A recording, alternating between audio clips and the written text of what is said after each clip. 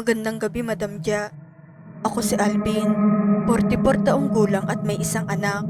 Sumulat ako sa inyo dahil gusto ko din marinig ng ibang aking kwentong katatakutan na aking na-experience nung ako'y nagtatrabaho pa bilang bantay ng sementeryo. Nabuntis ko ng maaga ang aking kasintahan na si Beth noong ako'y 19 anyos pa lamang. Sa kahirapan ng buhay, ako'y napilitang maghanap buhay ng maaga dahil sa maagang responsibilidad gawa ng pagkakabuntis ko sa aking kasintahan na ngayon ay aking asawa na. Noong mga unang buwan, ay hirap ako maghanap ng trabaho kung saan saan nakakarating at naghahanap ng trabaho. Pasa ng resume dito, pasa ng resume doon. Ngunit pagkalipas ng 2 buwan na paghahanap, ay wala pa rin akong nakuhang trabaho. Dagdag na ng utang sa aking mga kapatid, magulang at iba pang mga kamag-anak. Habang lumalapit ang buwan ng kapanganakan ng aking kasintahan, ganon din ang higpit ng pangamba at pag-alala dahil kailangan ko ng mag-ipon para sa araw ng kapanganakan ng aking kasintahan. Inaamin ko na medyo masailan ako sa trabaho, gawa ng hindi naman ako sanay sa hirap dahil masasabi kong lumaki naman akong maayos. Hindi man sobrang grande ng pamumuhay, pero nakakakain naman ng 3 beses sa isang araw. Nabibili naman ang mga gusto. Gawa ng ako'y porsigido ng makapagtrabaho na, sinabi ko sa aking sarili na kahit anong trabaho ay aking papasukin. Basta magkaroon lamang ng trabaho pang tustos sa gastusin sa pang-araw-araw at para makapag-ipon sa gastusin sa araw ng kapanganakan ng aking anak. Lumipas pang ilang linggo, ay wala pa rin akong nahahanap na trabaho hanggang sa magtalo na kami ng aking kasintahan na si Beth. Ano, Alvin? Wala ka pa rin bang nahahanap na trabaho? Kailangan ko ng uminom ng vitamins. Baka lumabas namang kulang sa sustansya ang ating anak. Wala pa nga rin eh. Sinubukan ko na din sa mga mall. Kahit nga pagiging janitor ay pinapasok ko na rin. Kaso, parang hirap maghanap ng trabaho ngayon eh. Nako, Alvin, doblehin mo ang paghahanap mo ng trabaho. Halos magtatatlong buwan na tayo ng ganito. Doon na rin tayo sa utang. Sana pala hindi natin pinilit bumukod nang hindi tayo nagkaganto eh. Kung bumalik na lang kaya muna ako sa amin at bumalik ka muna sa inyo. Wag naman, Beth. Ginagawa ko naman lahat ng makakaya ko para makahanap ng trabaho. Halos suyudin ko na nga lahat ng tanggapan at factory dito sa atin eh. At isa pa, nakakahiya sa mga magulang natin, lalo na sa mga magulang mo. Baka sabihin naman nila binuntis-buntis kita, tapos gano'n na lamang gagawin ko. Eh, hindi naman kita pababayaan. Kunting tiis lang, makakahanap din ako ng trabaho. Sagot ko kay Beth. Isang araw ay lumabas ako sa aming bahay upang maghanap ng trabaho. Gaya ng normal na araw na paghahanap, maghapon ang lumipas ay tila wala pa rin akong nahanap ng trabaho. Hindi ko maipaliwanag ang nararamdaman ko noong mga panahon na iyon. Kasi noong hindi ako naghahanap ng trabaho, ay meron ako mga sideline. Ngunit ngayon naman, ay kailangan ko ng trabaho at pagkakakitaan ay tila mailap ito sa akin. Habang nakasakay ako sa jeep pauwi sa bahay namin, ay nasiraan ito sa tapat ng sementeryo. Naglakad-lakad ako at habang naghihintay ng jeep, nakita ko ang tarpaulin na may nakasulat na kailangan nila ng bantay sa sementeryo. Aaminin ko na nagdalawang isip ako dahil hindi ko naisip maski ilang segundo na magtatrabaho ko bilang bantay ng sementeryo. Ngunit naalala ko na kailangan ko na pala ng trabaho. Inilista ko ang numero na nakalagay doon at tinawagan ko ito pag uwi ko sa amin. Ilang minuto pa ay nakasakay at nakauwi na din ako sa amin. Agad-agad kong tinawagan ang numero at nagtanong ako kung bakante pa bang hinahanap nilang bantay sa sementeryo. Awa ng Diyos at wala pa daw silang nahanap. Pinapupunta nila ako kinabukasan sa sementeryo upang makausap nila ako ng personal. Agad-agad naman akong tumakbo kay Beth upang ibalita sa kanya na mayroon na akong posibleng maging trabaho. Beth, nakahanap na ako ng trabaho. Pinapapunta nila ako bukas dun sa lugar ng pagtatrabahuhan ko. Ganun ba, Alvin? Salamat naman sa Diyos at meron ka na ring trabaho. Saan ka nga pala magtatrabaho at anong gagawin mo doon? Bantay sa sementeryo, Beth. Alam kong nakakatakot at pangit ito tignan. Ngunit kailangan ko na magtrabaho kahit pansamantala lang. Ha? Sementeryo? Hindi ka ba natatakot doon? Patawat pasigaw na sagot na tanong ni Beth. Saka ko naiisipin ang takot ko sa mga multo. Ang mahalaga, meron na akong trabaho. Kailangan ko na mag-ipon para sa araw ng kapanganakan mo. Lumipas ang magdamag, ay nag-iisip pa rin ako kung kaya ko bang magbantay sa sementeryo. Pinalalakas ko na lang ang aking loob na pansamantala lang ito. At aalis ka agad ako hanggang sa makapanganak lang si Beth. Kinabukasan ay nagpunta na ako sa sementeryo.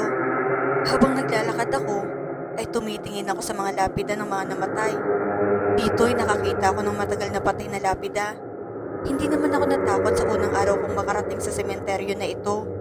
Ngunit andito pa rin ang kaba dahil sa takot na baka may mga multo dito. Ngunit hindi naman ako naniniwala sa multo. Para sa akin kasi, ay tinatakot lang natin ang mga sarili natin kapag naniwala tayo na may multo. Habang naglalakad, ay nakita ko si Mang Nanding, ang katiwala at isa na ring nagbabantay sa sementeryo. Ngunit napagdesisyon na niyang umalis sa sementeryo dahil gusto na lamang niyang umuwi sa probinsya nila at magtanim na lamang doon. Magandang umaga po. Kayo po bang kausap ko sa telepono kagabi? Ikaw ba si Alvin? Yung kausap ko kagabi? Opo. Kumusta po kayo dito? Mabuti naman ako dito. Bali naghahanap ako ng kapalit ko na magbabantay sa sementeryong ito. Bala ko na kasing umuwi sa aming probinsya upang magtanim na lamang. Ganoon po ba? Kung mamarapatin niyo po, ay handa na po akong pumasok sa inyo. Kailangan na kailangan ko po kasi talaga ng trabaho ngayon. Ganun ba, Alvin? Isa lang naman ang tanong ko sa iyo. Takot ka ba sa multo o sa mga taong patay na? Kasi kung takot ka, ay hindi para sa iyo ang trabahong ito. Naku, Mang Nanding, hindi po ako naniniwala sa multo. Para sa akin po'y katang-isip lang ito. Ay, ganun ba yung paningin mo? Eh kung talagang desidido ka na magtrabaho dito, eh pwede ka na magsimula sa Makalawa. Andito pa kasi ko bukas at sa Makalawa pa ang aking alis papuntang probinsya. Naku, maraming salamat po. Matutuwa po ang aking asawa sa magandang balita ko sa kanya na mayroon na akong trabaho. Mabuti naman kung ganun, Alvin. O siya, bumalik ka na lang sa Makalawa para makapagtrabaho ka na. Hihintay na lang kita dito sa Makalawa, ha. Habang papauwi, ay ramdam ko ang saya dahil meron na akong trabaho. Sobrang saya ko noong araw na iyon. Makakalaya na din ako sa utang at makakabili na din ng pagkain gamit ang sarili kong pera. Medyo maganda din kasi ang bigayan doon. Maliit lang ang sweldo, ngunit sa dami ng mga patay doon, ay meron din akong nakukuhang pera mula sa pamilya ng mga nakalibing doon. Lumipas ang 2 araw, ay pumunta at pumasok na ako sa sementeryo. Naabutan ko pa si Mang Nanding doon, ngunit nakaayos na ang kanyang mga damit at mga dadalhin papunta sa kanyang probinsya. Tinuro din ito sa akin ang aking matutuluyan dahil kailangan daw andito pa rin ako kahit gabi na. Dahil marami daw ang gugulo sa sementeryo pag alam nilang walang bantay. O paano, Alvin? Bahala ka na dito, ha. Naibigay ko na din ang number ng boss natin para sa sweldo at komisyon mo. Huwag kang mag-alala, paminsan-minsan ay pupuntahan ka niya dito. Salamat po ulit, Mang Nanding. Sana po'y makauwi kayo ng maayos sa inyong biyahe. Walang anuman, Alvin. Pagputihin mo lalo ang trabaho mo dito. Eh nga pala, babalaan na din kita. Alam ko naman na hindi ka naniniwala sa mga multo, pero baka may maramdaman ka ditong kakaiba, ay huwag mo na lamang papansinin. Normal na ito dito. Aaminin ko, nakaramdam ako ng takot at kaba sa sinabi ni Mang Nanding. Ngunit hindi naman ako natakot dito. Lumipas ang maghapon at gabi ay maayos naman ang aking naging trabaho. Lumipas ang mga ilang araw ay unti-unti na akong nag-a-adjust. Nagiging normal na lang sa akin ang mga gawain at pakiramdam habang andun ako sa sementeryo. Sabi ko sa aking sarili, hindi naman pala nakakatakot ang pagtatrabaho dito. Isang beses sa isang linggo, umuwi ako sa amin upang magbigay ng pera sa aking girlfriend. Kasama niya sa aming bahay ang aking kapatid para naman may kasama siya araw-araw. Habang naglilinis ako, ay nakita kong naiwang libro ni Mang Nanding. Sa loob nito ay litrato ng kanyang pamilya at isang kwintas. Lumipas ang maghapon at inabot na ng gabi, hindi ako makatulog, kaya't lumabas ako at nagkape. Habang humihigop ng kape, ay may nakita akong parang anino. Madilaw ito, nakala mong usok na hugis tao. Hindi ko to pinansin dahil baka nagkataon lamang. Lumipas ang ilang gabi ay hindi ko naman naramdaman ulit ang aking nakitang usok na hugis tao. Hanggang sa isang gabi ay may narinig akong mga kakaibang tunog. Natatandaan ko pa na ito'y alas 11 ng gabi. Habang ako'y nagpapahinga sa labas ng aking tirahan sa loob ng sementeryo, meron akong narinig na kakaibang tunog. Tunog na animoy, solid na tungkod na tumatama sa konkretong bagay. Noong oras na iyon, ay akong nagtaka. Sa aking isip, saan naman manggagaling ang kakaibang tunog na yon? Gawa na mag-isa lamang ako sa sementeryo at sa kasaganaong oras. Dumapo din sa aking isipan na baka merong nantitrip sa akin, kaya agad ko naman itong pinuntahan. Nanggagaling ang tunog sa isang lapida. Habang papalapit pa, ay lalong lumalakas ang tunog ng aking nadidinig.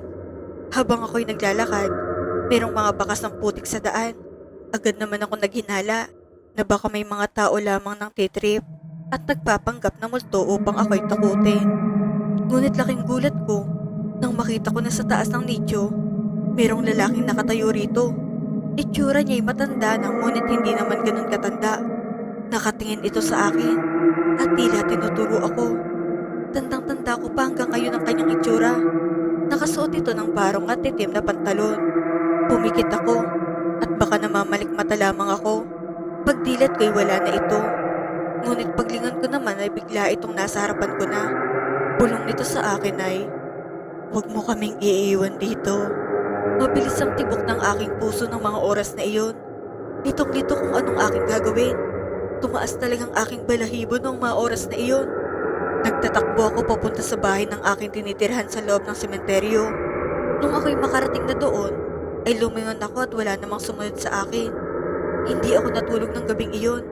Kinabukasan, ay inisip ko pa rin ito. Habang kumakain ako ng agahan, ay nakareceive ako ng text mula sa aking amo. Nakalagay sa kanyang text ay, "Alvin, ibabalita ko lang sa iyo na patay na si Mang Nanding. Inatake ito sa puso habang nagpapahinga sa kanyang pagtatanim." Ako'y nabigla sa aking nabasa. Naalala ko tuloy ang nakita kong naiwang gamit ni Mang Nanding. Lumipas ang umaga at pagdating ng hapon, habang ako'y nagwawalis, may nakita akong matanda na naglalakad sa ibabaw ng nicho. Sinubukan kong sigawan ito, ngunit hindi niya ako pinapansin. Hanggang sa nilakasan ko ng aking loob na lapitan siya. Paglapit ko, ay bigla naman itong nawala sa aking paningin at hindi ko na siya nakita. Bumalik ako sa aking pagwawalis.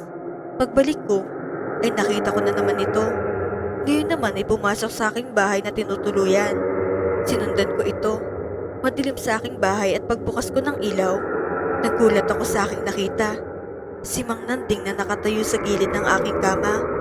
Hawak-hawak nito ang libro ng kanyang naiwan. Agad naman siyang nawala at nakita ko na lamang libro na nakalagay sa ibabaw ng aking kama. Lumipas naman ang hapon at dumating ang gabi, naririnig ko na naman ang mga tunog. Ramdam ko ang kaba ng aking dibdib at pangamba na magpakita na naman ito sa akin. Pagsilip ko sa aking bintana, ay nakita ko na naman ang lalaking nakabarong sa taas ng nicho. Nakatingin na naman ito sa akin at tila binabantayan ako. Dala ng takot, ay napadasal na lamang ako. Pinapanalangin na sana huwag na magparamdam ang lalaking nakabarong. Pagkatapos ko namang magdasal, ay nawala na ito at tumigil na sa kanyang pagpaparamdam. Kinabukasan, ay tinignan ko ang nicho ng kanyang tinatayuan at laking gulat ko, nakapangalan ko din siya. Ngunit sira ang lapida niya kaya't hindi ko alam ang kanyang apelido. Ito'y namatay taong 1940. 3 taon ang aking tinagal sa sementeryong iyon. Ngunit ni isang beses sa 3 taon na iyon ay walang dumadalaw sa kanyang puntod. 3 taon ko din nakita ang kanyang halos gabi-gabing pagpaparamdam sa akin. Di rin nagtagal, simula ng araw nang nagparamdam sa akin si Mang Nanding, ay ipinadala ko sa kanyang pamilya ang kanyang libro na naiwan sa aking tinutuluyan. Simula noon, ay nagbago ang aking pananaw pagdating sa mga taong patay na. Totoo palang mga kaluluwa na ating nararamdaman dito sa mundong ibabaw. Dito na nagtatapos ang aking kwento. Nais ko lang din magpasalamat sa ating mga tagapakinig at nakinig ng aking kwento.